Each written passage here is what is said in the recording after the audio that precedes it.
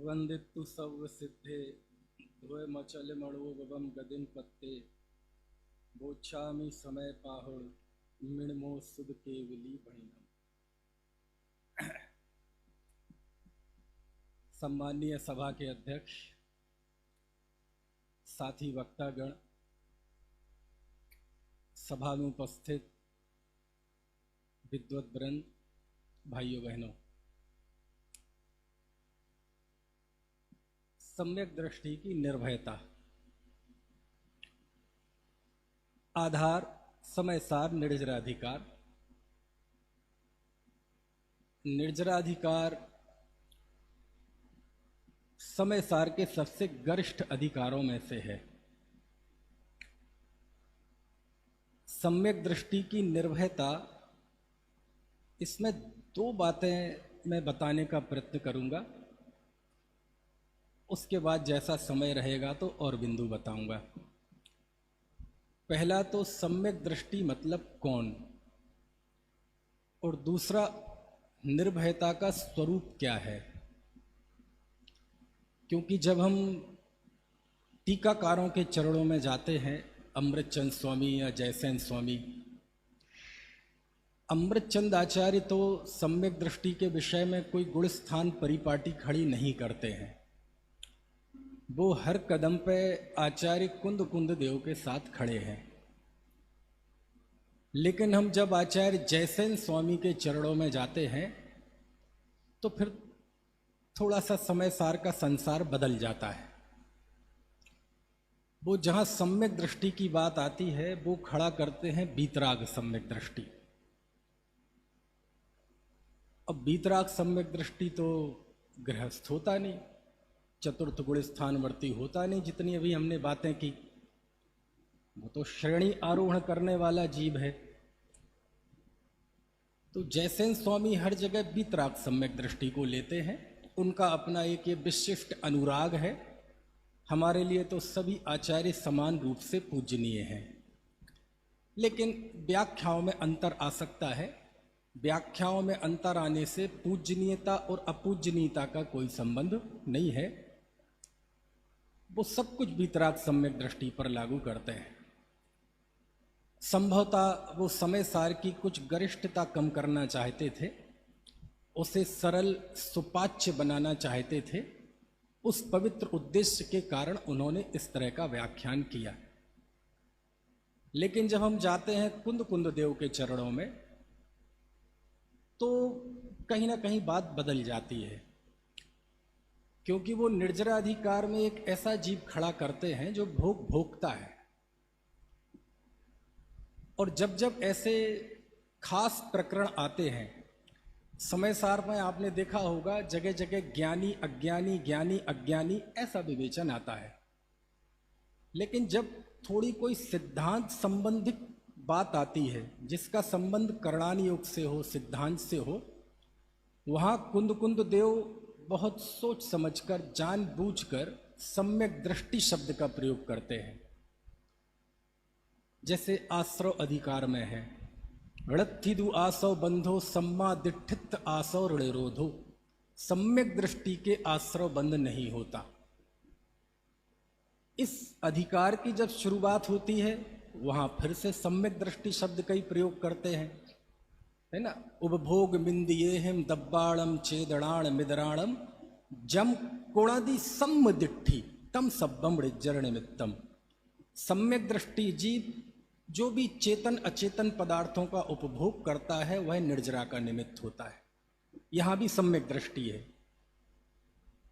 और निर्भयता को बताने वाली जो 228वीं गाथा है, वहां भी सम्यक दृष्टि शब्द का ही प्रयोग है।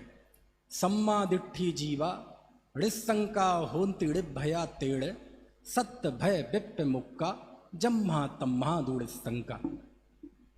यानी जहां भी कोई बड़ी तकनीकी बात आती है तो कुंद कुंद देव बहुत सोच समझकर सम्यक दृष्टि शब्द का प्रयोग करते हैं। प्रश्न है क्यों? उसका कारण यह है कि आगम में जब हम केवल सम्यक दृष्टि कहते हैं तो सम्यक दृष्टि का अर्थ अविरति चौथे गुण स्थानवर्ती होता है। अब आप कहेंगे ऐसा कैसे कह सकते हैं? अरहंत भगवान यद्यपि सम्यक दृष्टि हैं, लेकिन वो केवली कहलाते हैं। उपशम श्रेणी चढ़ने वाला यद्यपि सम्यक दृष्टि है, लेकिन वो सम्यक दृष्टि नहीं कहलाता, वह उपशमक कहलाता है। क्षपक श्रेणी वर्ण करने वाला क्षपक कहलाता है। क्षीण मोही गुणस्थान वाला वीतरागी कहलाता है। लेकिन उदाहरण ऐसे समझ सकते हैं आप कि आपकी शिक्षा क्या है, तो आप कहेंगे मैं पीएचडी हूं। तो पीएचडी वाला पीएचडी है, तो क्या वो एमए नहीं है? है। बीए नहीं है? है। 10वीं 12वीं पास नहीं किया है उसने? है। लेकिन बड़ी डिग्री उसकी पहचान होती है। यदि वो पीएचडी है तो वो यही कहेगा मैं पीएचडी हूं।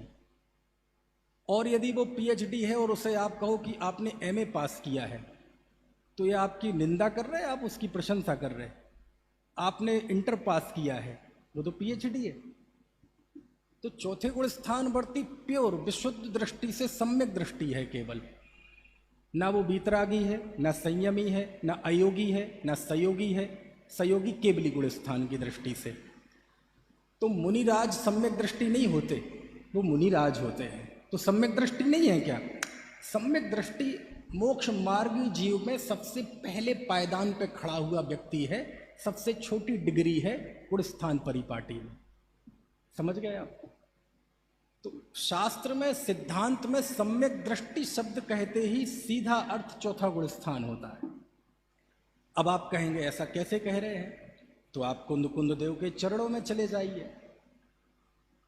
उन्होंने जब ये लिखा कि सम्यक दृष्टि के भोगों से निर्जरा होती है, तो तुरंत अगली गाथा में एक और सत्य का उद्घाटन किया। वो लिखते हैं, दब्बे ओ भुंजनते ऋयमा जायदि सुहम्बा दुखम्बा, कि द्रव्योपयोग उपभोग से नियम से सुख और दुख होता है।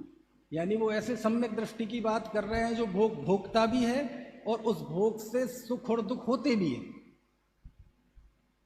कुंद कुंद देव को पता था कि रास्ता कठिन है। उन्होंने उस बात को समझाने के लिए लगातार 3 गाथाओं में 3 दृष्टांत दिए।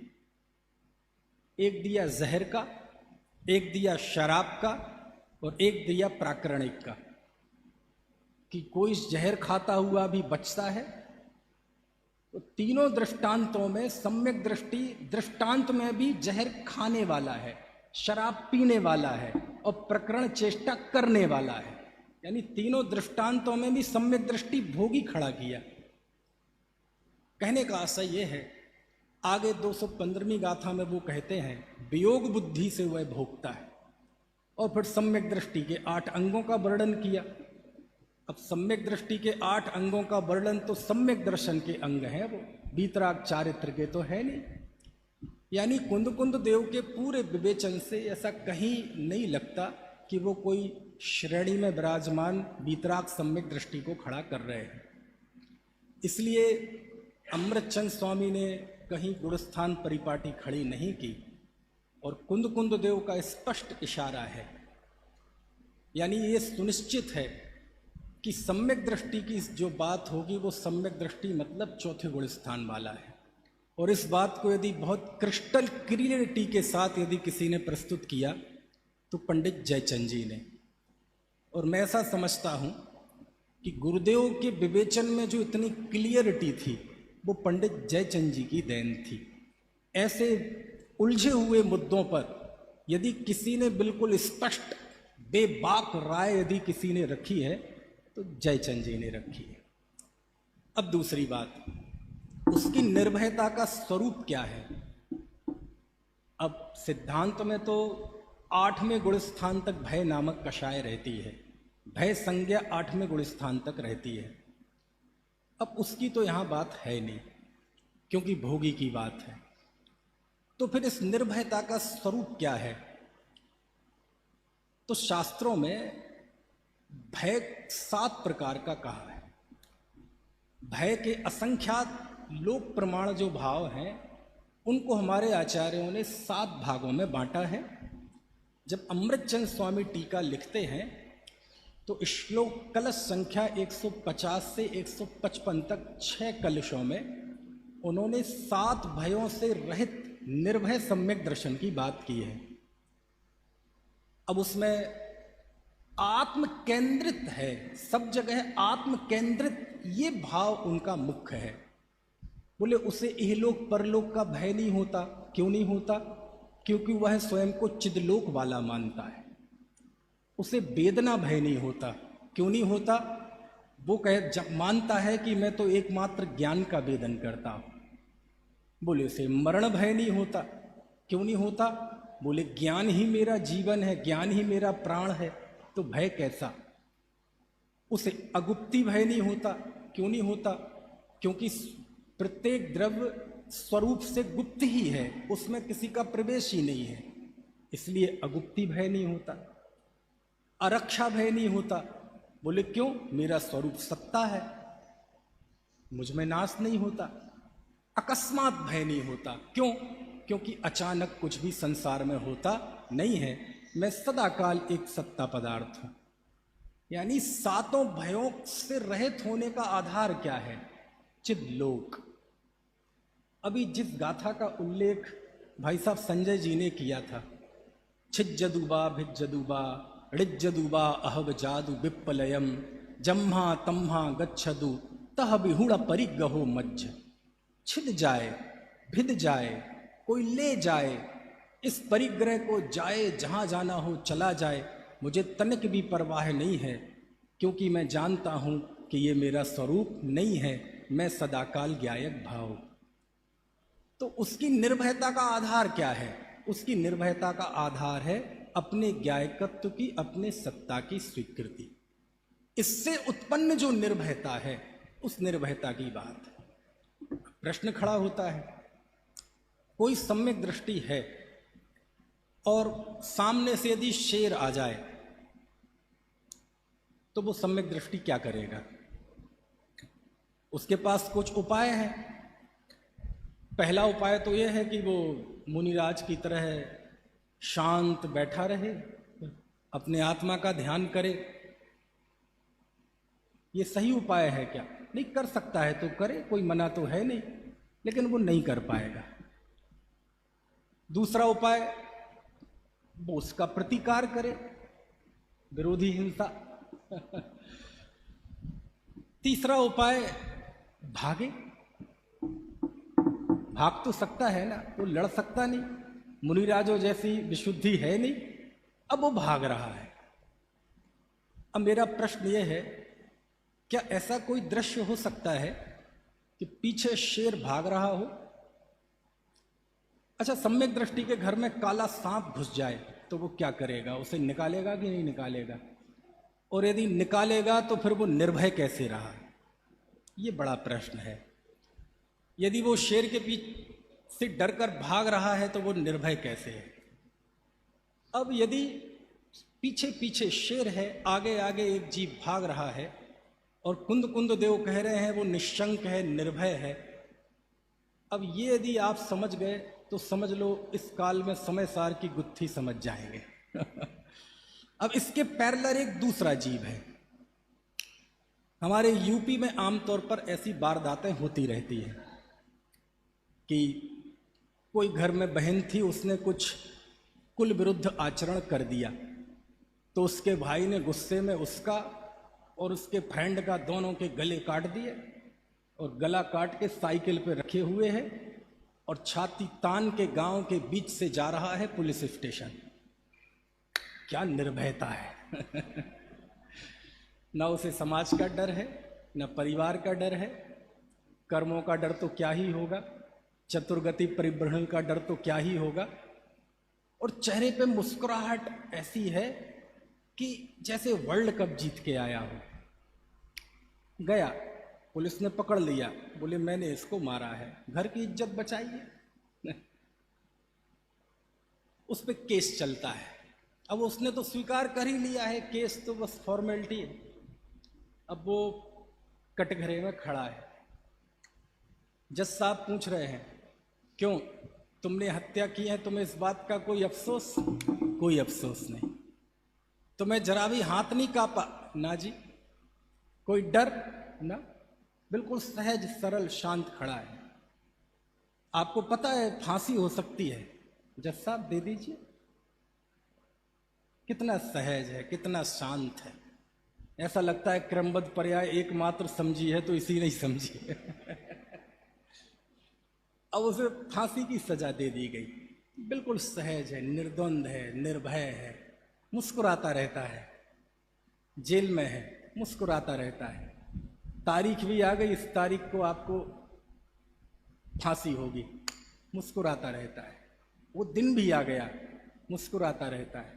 पहुंच गया, गले में वो काला कपड़ा, उससे उसके पहले पूछा तुम्हारी कोई अंतिम इच्छा? अब ये निर्वांछक समझ गया, जैसे कोई इच्छा नहीं है। बोले नहीं, हमारी कोई इच्छा नहीं। काला कपड़ा लगाया, फांसी लगाई, खत्म, मुस्कुराते चढ़ गए। है ना, कितना निर्भय है ना। अब इसकी तुलना करो आप उससे, कौन सा? जो भाग रहा है, शेर पीछे दौड़ रहा है। ये दो सीन, दो दृश्य, दो चरित्र मैंने आपके सामने खड़े किए। अब आप हमें बताइए इसमें निर्भय कौन है? आप तो समय सार यही समझते हैं जैसे बस बहुत कठिन है, जितना हम आसान उदाहरण तो समझ में आ जाते हैं, वो सब धायमा बनारसी दास जी ने 9 उदाहरण दिए, है ना। लेकिन आप समझो, किस पहले बोले ये देखो दोनों की निर्भयता का आधार क्या है। पहले तो वो शेर वाले को निर्भय मानना बड़ा मुश्किल है, इसके लिए मुझे बीच में लाना पड़ेगा सिद्धांत। वो जो कत्ल करने वाला है वो निर्भयता नहीं है, उस निर्भयता के अंदर छुपी हुई जो अनंत क्रूरता है, वहशीपन है, ये तो क्रूरता है, ये कोई निर्भयता नहीं है। लेकिन प्रश्न ये है कि ये निर्भय कैसे है? तो यहां हमें खड़ा हो करना पड़ेगा सिद्धांत को। सिद्धांत कहता है 4 प्रकार के भय होते हैं। वैसे तो भय एक नौकशाय भी है ना। प्रश्न यह है अनंतानुबंधी भय का स्वरूप क्या है? शेर पीछे भाग रहा है और हम भाग रहे हैं, ये अनंतानुबंधी भय का स्वरूप नहीं है। अनंतानुबंधी का गणित क्या है? अनंतानुबंधी का आशय यह है कि यदि ये देह नहीं रहेगी तो मैं ही नहीं रहूंगा, मेरी सत्ता खत्म हो जाएगी। ये जो अपने अस्तित्व के विषय में शंकास्पद स्थिति है, इसका नाम अनंतानुबंधी भय है। यदि ये देह नहीं रहेगी तो मेरा नाश हो जाएगा, जिसको पंडित दौलत राम जी ने जिन शब्दों में कहा है, सच में वो अद्भुत पंक्तियां हैं। तन उपजत अपनी उपज जान, तन नसत आपको नासबान। यानी जिस संकट के आने पर देह के अस्तित्व का नहीं बल्कि अपने अस्तित्व पर शंका खड़ी हो जाए, अपने अस्तित्व में लगे मैं ही नष्ट हो जाऊंगा, ये जो भीतर में अनंत गृद्धता है, इसका नाम अनंतानुबंधी भय है, जिससे अपने जीवन पर संकट आ जाए। लेकिन अब चूंकि अब वो 10 प्राण वाला बाहर में जीवन भी है, बाकी 3 कषाय भी हैं, वो उसका नाम निर्भयता है। और वो ये जरूरी नहीं है कि ये निर्भयता कोई बाहर सम्यक दृष्टि के आचरण में दिखे। शास्त्रों में जब उसे 7 भयों से रहित कहा है तो वो उसी अनंतानुबंधी के अभाव की बात है। अन्यथा भय कषाय तो 8वें गुण स्थान तक रहती है। तो उसमें केवल इतना हम समझ ले कि जो सम्यक दृष्टि है वो ज्ञायक स्वभाव की स्वीकृति के कारण सम्यक दृष्टि है, और बाकी जो उसका जीवन का परिवर्तन और जो सारी चीजें दिखाई देती हैं वो उसके अन्य असंयम, अन्य परिस्थितियों का कार्य है। जब हम दोनों के बीच में रेखा नहीं खींच पाते हैं तो भ्रम की स्थिति खड़ी होती है। जैसे आप में से कोई डॉक्टर होगा तो मैं आपसे पूछता हूं डॉक्टर भोजन करता है क्या? तो आप कहेंगे करता है। नहीं करता, भोजन डॉक्टर नहीं करता, भोजन एक इंसान करता है। क्यों जी? डॉक्टर साहब बैठे हैं, आपने शादी की है? आपने नहीं की शादी, इंसान ने शादी की है। आप डॉक्टर नहीं होते, इंजीनियर होते तो भी शादी तो करते ही, पंडित भी होते तो भी शादी करते ही। क्यों? अब वो चूंकि डॉक्टर भी है और इंसान भी है। भोजन करना, पान करना, शादी विवाह, बीच बच्चे, ये एक इंसान का काम है, डॉक्टर का काम नहीं। डॉक्टर क्या है? डॉक्टर उस स्किल का नाम डॉक्टर है, और वो स्किल 24 घंटे है। ये जब तक भेद विज्ञान नहीं होगा उदयिक भाव में और अंदर की निर्भयता में, तब तक हमें ज्ञानी की निर्भयता समझ में नहीं आएगी। अब भाई साहब राकेश जी खड़े हो गए हैं, मुझे पता है वो जरूर होंगे खड़े। नहीं, मैं ये कह रहा हूँ, टाइम हो गया है। वैसे एक प्रश्न का जवाब दे दो, चौथे गुणस्थान में किसी अपेक्षा से वीतराग सम्यक दृष्टिपना घट सकता है या नहीं? घटित तो होगा, लेकिन यदि आप उसका आगम प्रमाण पूछेंगे तो नहीं देंगे। घटित कर दो, बाद में अपन आगम प्रमाण खोजेंगे। वो इसलिए क्योंकि सम्यक दर्शन का राग सराग सम्यक दर्शन, वीतराग सम्यक दर्शन, ये उपचरित भेद है। उपचरित भेद से आशय यह है कि चूंकि सम्यक दर्शन श्रद्धा है और उसका विभाजन किया जा रहा है राग और वीतराग से। अब वहां राग किसको ले रहे हैं? चारित्र का राग और वीतराग का, तो उपचरित भेद है। यदि हम विशुद्ध रूप से सम्यक दर्शन की बात करेंगे तो हकीकत में सम्यक दर्शन के राग और विराग कोई भेद ही खड़े नहीं होंगे। अनंतानुबंधी का अभाव आपने खुद ही कहा, तो अनंतानुबंधी का अभाव वीतरागता है या राग है? अब इतने ऐसे प्रश्नों में मत फंसाओ कि कोई ऐसी गलत बात निकल जाए, क्योंकि हमें तर्क युक्ति वहीं तक जाना है जहां सिद्धांत से विरोध ना आए। क्योंकि शास्त्रों में अनंतानुबंधी के अभाव को चारित्र ही नहीं कहा, तो हम उसे अनावश्यक तौर पे महिमा मंडित करके उस दिशा में क्यों ले जाएं? हमें तो बस उसकी श्रद्धा को समझना है, और अनंतानुबंधी को जब भी हमें समझना पड़ेगा उसे श्रद्धा के साथ ही समझना पड़ेगा। और क्योंकि अनंतानुबंधी है ही, अनंत मतलब मिथ्यात्व का जो बंध करा है, मिथ्यात्व से संबंधित, तो इसलिए भाई साहब का जो प्रश्न है उस प्रश्न पे लंबे लंबे व्याख्यान है मेरे, गहरी गहरे विमर्श हैं, उनके साथ भी हैं, सब हैं, लेकिन आगम उस बात पे ट्रैक पे नहीं जाता है। इसलिए कुंद देव ने उसकी निर्भयता निर्वांक्षकता का जिस सीमा में सीमांकन करते हुए उसकी स्तुति और वंदना, स्तुति वंदना मतलब उसकी प्रशंसा की है, बस वहीं तक जाना चाहिए। उसमें सिद्धांत को मिलाएंगे तो कहीं ना कहीं सिद्धांत को कमजोर हो जाएगा या हमारा अध्यात्म कमजोर हो जाएगा।